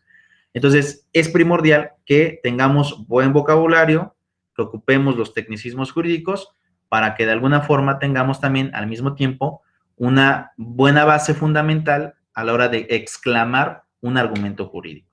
Ahora, en esta parte quisiera continuar, voy con el tema de los escritos, vuelvo a proyectar el tema del mapa que estaba proyectando. En este caso tenemos demanda y contestación de demanda, en el caso del proemio, en el caso de las prestaciones, en el caso de las excepciones y demás. Yo les decía hace un momento, aquí vamos a estar peleando continuamente, prestaciones con excepciones, hechos con contestación, derecho con contestación, pruebas con objeción, peticiones con peticiones. Ok, listo. Sin embargo, en el caso de las pruebas, tenemos que establecer al menos 3 argumentos fundamentales. Cuando yo redacto una prueba, tengo que establecer 3 argumentos fundamentales, que son los siguientes, ¿de acuerdo? No importa el tipo de prueba que yo vaya a redactar, no importa. Al final de cuentas, yo tengo que satisfacer estos requisitos. Y dentro de estos requisitos tengo los siguientes. 1, vamos a poner 1, ¿de acuerdo? Identificar la prueba.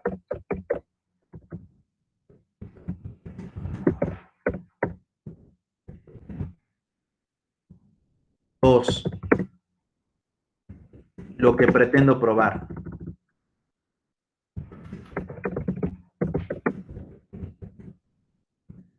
3, la relación de la prueba con el capítulo de hechos.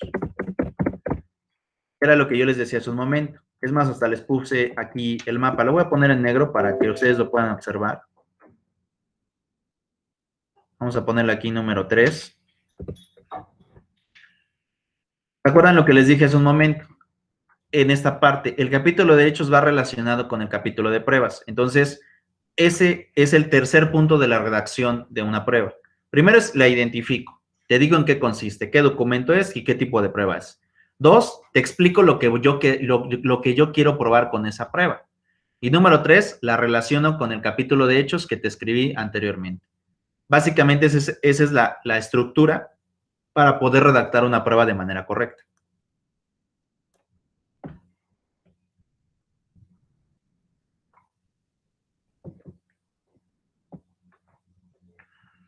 ¿Ya lo anotaron? Ya. Sí. Entonces, aquí viene la parte fundamental. O sea, esto aplica para la demanda y la contestación. O sea, para la demanda y la contestación, en una prueba, para poder redactarla de manera correcta, tengo que cumplir estos 3 requisitos. Identifico la prueba, explico lo que pretendo probar y relaciono la prueba con el capítulo de hechos o con el inciso del capítulo de hechos específico con el cual se pretende probar un hecho.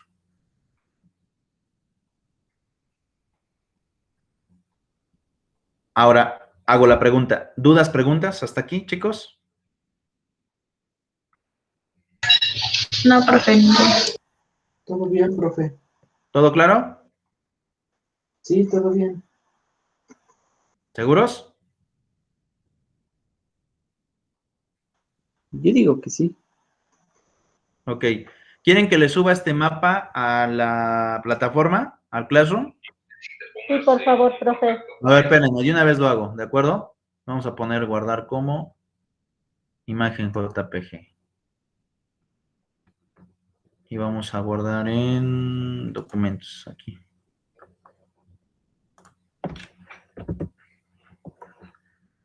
estructura de demanda y contestación. ¿De acuerdo? Lo vamos a... Listo, ya quedó. Me voy a ir directamente al Classroom para que vean dónde queda. Y lo vamos a poner aquí, cohesión entre las frases que se formulan. ¿De acuerdo? Crear. Este es un material.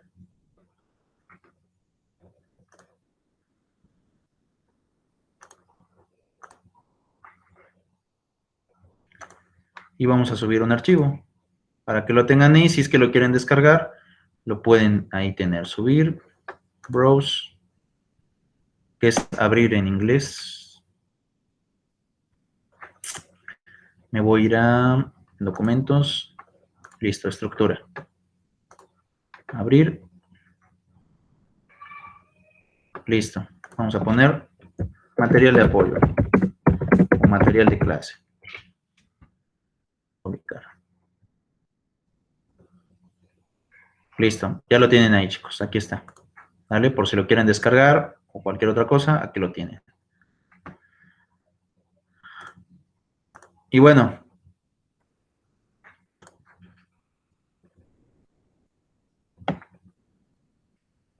Pues bueno, chicos, hasta aquí terminaría como tal la clase del día de hoy. Quisiera preguntarles, ¿he sido explicativo en las sesiones? ¿He sido explicativo en las clases, chicos? ¿Les sirven los materiales que hacemos en clase en vivo para poder comprender lo que vamos explicando? Me parece, sí. Sí, igualmente, en teoría, pues sí, me parece bueno el contenido. ¿Listo? Jazmín, María Luisa. Sí, profe, está todo bien, lo explica de manera concreta y es entendible. Ok, bien. Bueno, entonces, pues bueno, chicos, en realidad, vuelvo a repetir, hoy la importancia de la redacción tiene que trasladarse al vocabulario. ¿Es complejo? Sí. Sí es complejo. ¿Por qué les digo que es complejo? Porque al menos cuando redactábamos escritos, pues teníamos la tranquilidad de lo que hoy conocemos como despacho, ¿no? Estabas en tu despacho, a lo mejor tenías algo de comer al lado, ¿no? Unas papas o algo así, y te ponías a redactar. Y presentabas tu escrito y esperabas a que te contestara el juez. Hoy el problema, bueno, no el problema, sino la evolución es que hoy con los juicios orales todo tiene que ser en el momento. Entonces, eso implica y genera que tú estés llevando a cabo un estudio constante de una materia determinada, más el estudio de tu caso concreto. Porque de no ser así, va a ser muy complicado que en el momento en que llegues a los juicios orales puedas desenvolverte. Entonces, en este caso, como les iba diciendo, tenemos que de alguna forma ir adaptando lo que aprendemos en la redacción a nuestra manera de hablar, porque eso va a implicar que vamos a tener la base fundamental para poder defender un argumento dentro del juicio que al final nos dará la victoria en el mismo. Entonces, es complicado, sí, sobre todo para aquellos que son penosos, ¿no? Que a lo mejor no les gusta hablar en público, pero como les vuelvo a repetir, en teoría, y lo voy a poner entre comillas, la materia civil, familiar y mercantil iban a ser escritos, pero ya no. La materia mercantil ya tiene el juicio oral mercantil, y la materia civil y familiar estamos pendientes del Congreso, que emita esa ley procesal en donde se establezcan los juicios orales también en esta materia. Si se establecen orales, ya prácticamente el 80% de los juicios hoy van a ser orales. Entonces, imagínense el gran cambio que hemos estado teniendo en un periodo muy corto de tiempo, porque la reforma incluso en materia penal data de 2016, o sea, apenas llevamos 5 años con este procedimiento oral, y pues bueno, una de las cosas que ahora tenemos es que pues muchos abogados literalmente decidieron mejor dedicarse a otras cosas, porque nunca pudieron superar el miedo que tenían al enfrentar un público, ¿no? Que en este caso es el juez más las partes. Y yo lo que les recomendaría a ustedes es que uno de los ejercicios que yo les recomiendo mucho es primero que vayan estudiando conforme van aprendiendo sus diferentes materias, es decir, que aprendan de todas las materias. Pero otra cosa que ahorita les voy a recomendar para el tema de las redacciones, porque al final de cuentas cuando uno habla, pues también redacta uno, es que hagan ejercicios en público, con su familia al menos, en donde generen discursos, o bien pónganse frente al espejo, si es que tienen un espejo en su casa, pónganse frente al espejo y declaren, o bien traten de expresar a lo mejor lo que aprendieron en clase, o bien si es que has estudiado, a lo mejor como que repites, pero date cuenta cuáles son tus expresiones dentro del espejo. ¿Por qué? Porque hoy en el juicio, en los juicios orales, puedes hacer uso incluso hasta de los tonos de voz para poder darle credibilidad a un argumento, cosa que de manera escrita pues no se hace, ¿no? De manera escrita solamente es generar de estructura, pero de manera oral puedes hasta jugar con las tonalidades de voz, cuándo hablar fuerte, cuándo hablar bajo, cuándo formular una pregunta, cuándo establecer una duda. Eso también ayuda muchísimo. Entonces, yo les recomiendo ese ejercicio. Son como los ejercicios que se tienen, por ejemplo, en expresión oral, en estas materias de oratoria y, bueno, demás, el uso de las manos, porque eso al final de cuentas lo vas a ocupar en los juicios orales. Si bien es cierto, la mayoría de tiempo estamos sentados en los juicios orales porque no nos paramos, también lo cierto es que aún y a pesar de que estamos sentados, podemos empezar a ocupar las manos, ya sea para afirmar un argumento o bien para negar un argumento. Pero el hecho es que podemos ocupar estas herramientas para, de alguna forma, persuadir al juez a que nos otorgue la razón en un procedimiento determinado. Listo, chicos. ¿Alguna duda o algún comentario final? No, profe, todo bien. ¿Los demás? Un poco. ¿No? No, Todo bien, profe. Listo, chicos. Pues yo creo que hasta aquí dejo la sesión y nos estaremos viendo la próxima semana. ¿Está bien? Gracias. Tengan buen fin de semana. Listo. Nada más ahí les pido que revisen el Classroom por las tareas. ¿Listo? Sí, profe. Cuídense. Nos vemos. Buenas Hasta tardes. luego. Hasta luego. Hasta luego. Hasta luego, profe. Buen fin de semana. Y entonces, ¿qué pasó, compañero? Yo no entiendo.